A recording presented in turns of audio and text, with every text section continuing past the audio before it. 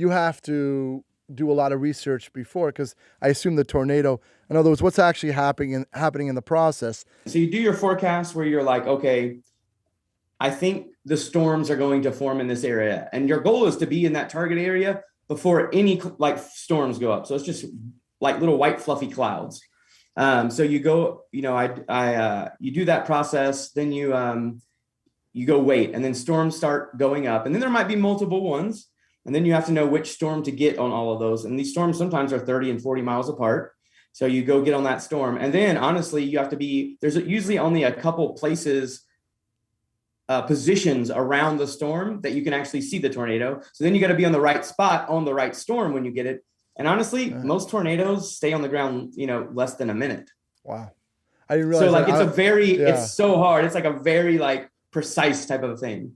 Wow. So I love that. I mean, I always go back to the famous, you know, the Wizard of Oz, right? So it's like the storm's coming and it just seems to like last forever in my mind as a child, right? But actually that's interesting. That's fascinating. It's only like a minute. So there's a lot of precise work to that. That's interesting. But I want to go back. Was there ever a time that you were in really real danger? Yeah, yesterday. Wow.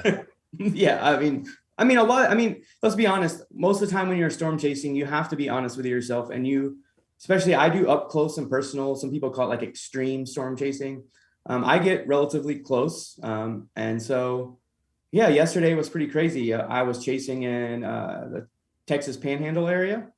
And there's a drought there. So an interesting thing happened yesterday where when the storms went up and I got right on this condensed tornado, I could see the funnel, but then all of a sudden all the dust went up and basically you just get blinded by dust.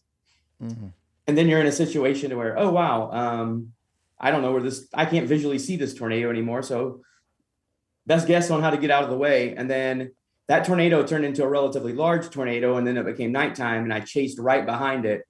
And then actually we ended up going through the debris path. If we would have been about a half a mile further, there was we came up on like a storm chasing van that had been like turned over, all kinds of stuff. So we were basically right on the edge of danger yesterday all day long. So I guess the more and more storms you chase, the closer you get, right? So how close actually are you to, I guess, the center of the tornado? Oh, okay. So yesterday, I think I probably got within a few hundred yards yesterday.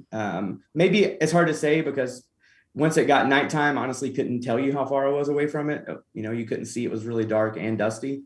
But the closest I've ever been, I got the back of my car picked up and spun around. So I actually touched the outer circulation of a wedge tornado in 2016.